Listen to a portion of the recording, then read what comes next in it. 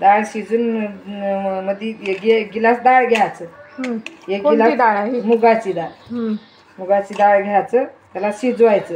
एक गिलास डाळ, मग शिजले की मध्ये एक गिलास साखर टाकायचं आणि हे असं पुरण तयार होते.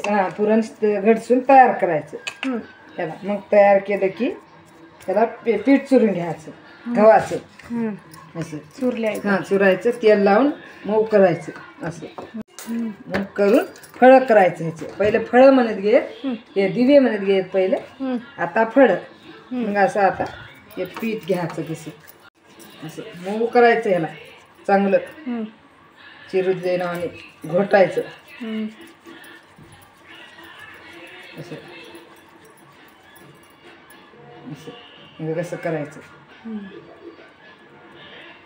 असं करून ते पुरण भरायचं कसं.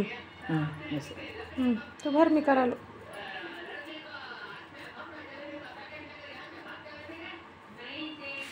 ह्याला भाजायचं नाही ना? नाही भाजायचं नाही ह्याला. पहिले दिवे म्हणत घेत, आता फळ. ह्याला काय करायचं मग? ह्याला आता आदण ठेवायचं पाण्याचं. आदण ठेवायचं, त्याच्यावर चाळणी ठेवायचं. मग ह्याच्यामध्ये थोडं तेल टाकायचं. ह्याला असं तेल टाकून मग हे फळं ह्याच्यामध्ये ठेवून उकडून घ्यायचं. ह्याच्यात असं ठेवायचं.